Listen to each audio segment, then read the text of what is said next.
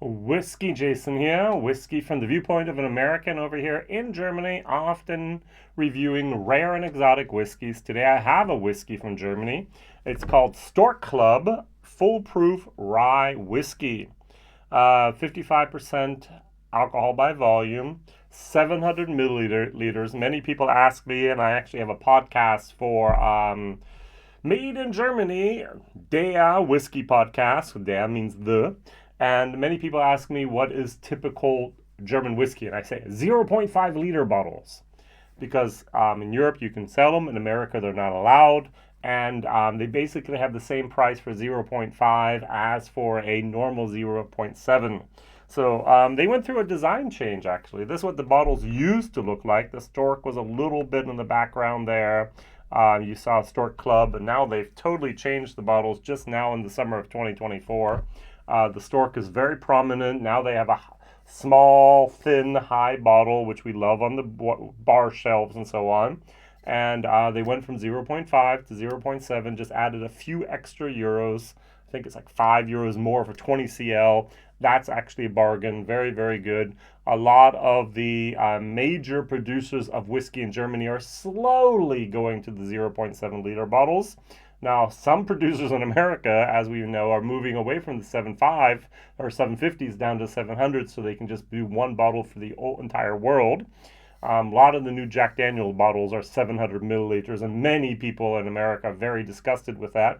But for me as a European, it's like, yay, I can finally get the bottles that you get as well. So it's good for us, it's bad for you, because usually they get rid of 5 CL, 50 milliliters, and charge you the same. Here it's exactly the opposite. They added 20 milliliters and didn't charge us very much more. So now, this is a bottle. There is no whiskey base number for it yet. It's 60 euros over here. All right, so I'm going to just read the bottle a little bit to us, and then I'll talk about that. So it says here, grain 100% German rye whiskey. Now, from Stork Club, I actually had a barrel there. During the pandemic, I bought a barrel. I just bottled it a couple months ago. It was a 6-year-old single malt, which they no longer produce. They only produce rye whiskeys there. I put it in a Pinot Noir cask, and I had 200 and some bottles, and we did a cask share, and half of them were gone. The other half I sold at whiskey fairs. I know this distillery. I did a vlogger meetup there, so an influencer meetup there, 2021. We filled another cask, which will be finished in 2 more years when it reaches 5 to 6 years of age as well. I know the people there. I'm a little bit involved with the distillery. I like them, and so everything I say, please recognize that at that moment. And if you're in Berlin, it's about an hour south of Berlin. It's a wonderful region called Spreewald. They're famous for their pickles in Germany. Idaho's famous for its potatoes, and Spreewald is famous for its pickles. And what they did is they actually worked with, that's the rye basket of Germany, that area. It used to be former Eastern Germany, and there's a lot of rye grown there, so they actually get their rye from their local farmers. It's not malted, it's 100% unmalted, so they just get the grain, they buy it locally, put it through a hammer mill, and then they actually distill. So that's that. And what type of casks do they use? They use virgin American oak. They use, on the website, it says virgin Napoleon German oak. So remember Napoleon conquered Europe? About the same time, there was a plan to plant a lot of oak trees as well. And so a lot of these oak trees, 100, 120 years now, are being harvested in Germany. And so they call them Napoleon oak trees, German Napoleon oak. So it's virgin oak from American oak as well as German oak. And then they actually use some ex-wine casks, and they actually have some ex-Oloroso sherry casks. So the sherry used to not be on there on the old bottle. Taste, I should be getting something I'll talk about in a second.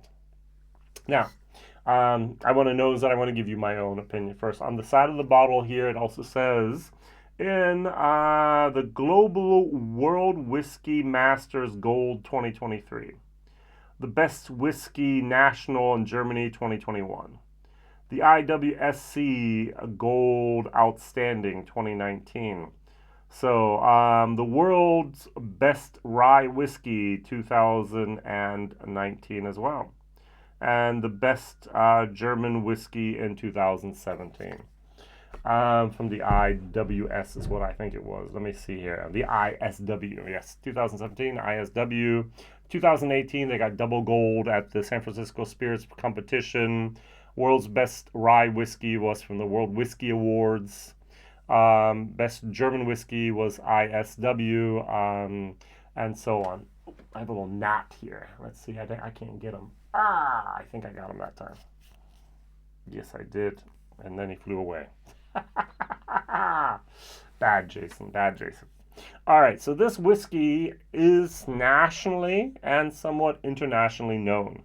Interesting, when they won the world's best rye whiskey according to the World Whiskey Awards 2019, it was sold out basically for 2 years. Even we in Germany couldn't get it. They said we sold everything. We have to wait for it to mature, and that's what happened. Now, 2024, we have enough of the stock here. We have enough of this, and they actually did the barrel design. The flashing a redesign here. I mean, that's very prominent. And why? Because actually on the distillery property and around the distillery property, there are these stork poles, and they actually nest on these poles there. And you can see it around the distillery, different storks. So, Stork Club. I'm going to compare it to two different whiskeys here. The first whiskey I'm going to compare it to is I love this whiskey, Lot 40 from Canada. Now, I can get, this is 36, 38 euros over here at the moment, all right? So I can get a bottle and a half of this. This is 60 euros for the price of this. Now, this is 43% alcohol, but it is 100% rye, so that's why I chose this. And I'm going to compare it to this, which is Pikesville. Pikesville is 55% alcohol, exactly the same. It's a rye whiskey. Yet it's going to be a barely legal rye. So this I call the bourbon lover's rye whiskey favorite. So we have 50%, 55% ABV, and this costs about 80 euros over here. 80, 79, 82, so let's say 80 euros. So I can get two of these for one of these. I can get one and a half, I can get one and a half of these for one of these. All right, 60 euros, 80 euros. So add another 20, I get this. I'd like to mention this. Do you see this? All right, this line, Pikesville actually uses 700 milliliter bottles, fill it up to 700, and it looks crappy. All right, there's a lot of air in here, and it's just like, oh, but look, this is here, the short fill, what does it say? Just short fill twice. So they just fill it up to here, and they put a little sticker on there. There's always the problem, 750s are not allowed in Europe. And so you have to have a 700 milliliter bottle or 700 milliliter content. And how do you do that? Uncle Nearest, that I actually represent over here in Germany, they also have their 750 bottles filled to 700. And it looks less than optimal. Let's say that. All right, good. All right, so I have three rye whiskeys. My question of the day is, I'm just going to use this question. What is your favorite 100% rye whiskey? Now, I could take a bottle. I don't see one here at the moment. Oh, I could take this bottle here. Look at this. I have the 8-year-old rye. It's not available in Europe, but I was at the distillery a couple weeks ago, and I bought this. This is 100% rye whiskey. Now, it's 95% unmalted rye, 5% malted rye. It's still 100% rye. There are a couple other interesting bottles out there on the market that are 100% rye. Could have pulled up Catoctin Creek. I could have pulled up other things. What is your favorite 100% rye whiskey? And I'm going to say, for me, it's going to be Lot 40. The best value for money and the best taste as well. It's my personal opinion. All right, what's your opinion? Write it down in the comments. That would interest me. On the nose, when I smell this, the very first thing I get is, every single time, German virgin oak.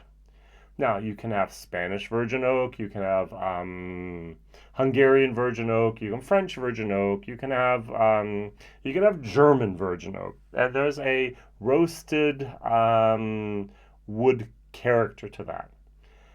I have had too much whiskey in my life that has been stored in German oak casks because German whiskey producers think they need to use German oak to produce their whiskeys. And you put that in there for 5 years, and you just leave it in there for 5 years.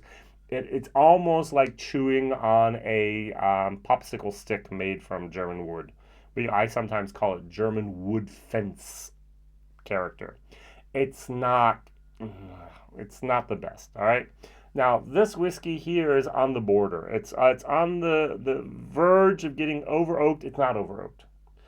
They do say here on the back of the bottle, they actually say, our signature rye, this multiple awarded rye whiskey, is made in small batches in a copper pot stills. They have two different manufactured pot stills they use there. Very interesting, from locally grown rye. Aging takes place in virgin American and German oak, and it's well balanced. It's not far from being cask strength. It is 55%. They do add a splash of water, just like Sagamore cask strength does too as well, by the way. And aging takes place in those German and the American virgin oak, as well as ex-wine and ex-oloroso sherry barrels before we bottle it, not far from cask strength. Yes. And at the top here, which I thought was new, I didn't know that. Spirits for explorers, why not? Born and raised in nature. Was a whiskey born? Was it raised? Not sure. And 100% rye here. So, and there's a little QR code. You can go over here. I don't know if they have it in English or just in German. You have 8 different cocktail recipes with a video of each that they did there together. So that's actually kind of cool. And what I have not showed you as well is this nice little taste map profile. I'm just going to read this. So they basically say there is almost no amount of mild in here. There's zero smoke. It's almost zero dry. Fruitiness is a little bit. Body is almost full. Spice is almost full. And sweetness is almost full. So those are the things. I have body, spice, and sweet with a little bit of fruit and no dryness. It's a little dry for me. Smoke none, and just a little bit of being mild. That's their flavor profile. Good. On the nose, lot 40. I love it. It's my rye North Star. Yes. Pikesville, wonderful. As I said, the bourbon lovers rye. So let's try this. 55% ABV. Cheers, or as we say in Germany, Prost, P-R-O-S-T, Prost.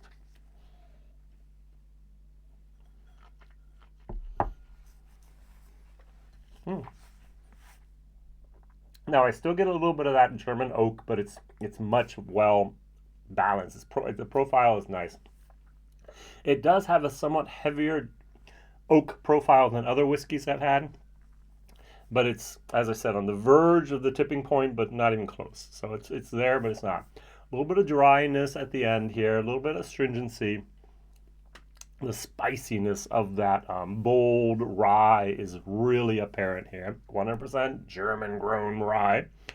A lot of the distilleries use German rye, even in America, which is kind of crazy. It's got a long aftertaste finish. Great. I understand why many people really enjoy this and why it was actually awarded best rye whiskey of the world. Now, I would not give it that great of a... It's a B-, all right? Value for money, C+. 60 euros is still a lot of money. I can get this for, like I said, 36. 100% rye. Yes, it's 43%, not 55, but still I get a lot of flavor here. So it's a C+. A, why haven't you bought it? B, buy it. C, if you want to buy it. I mean, it's a definitely a recommendation to buy. D, we don't, no, thank you. And F, why was the stuff even made? This is a positive C+ here, right? Going over to this 55% Pikesville, a rye whiskey.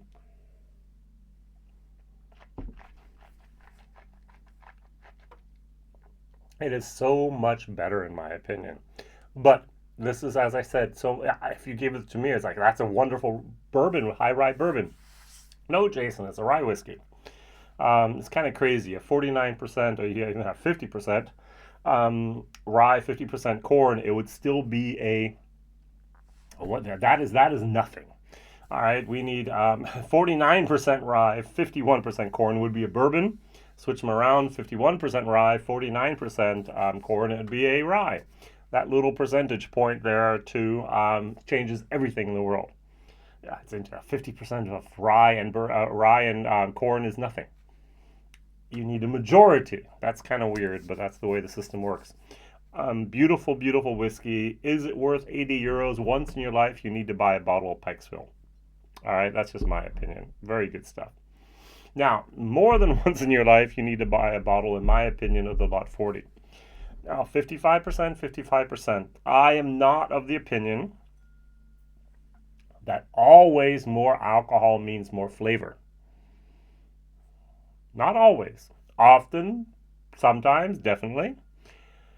This has so much flavor. The same thing with like a Bushmill 16. I mean, it's just magnificent at its 40%. Would I like to have 46, 48, 50 sometimes? Yes, but it's just that easy sipping, wonderful flavor, boom moment. And that's what I get here with this 43%. I think this is fabulous at 43%.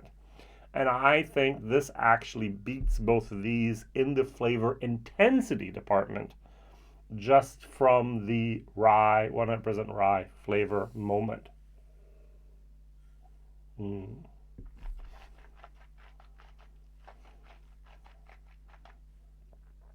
This Lot 40 offers me more flavor than both of these, and that is at 43%. It just tastes so much more compressed,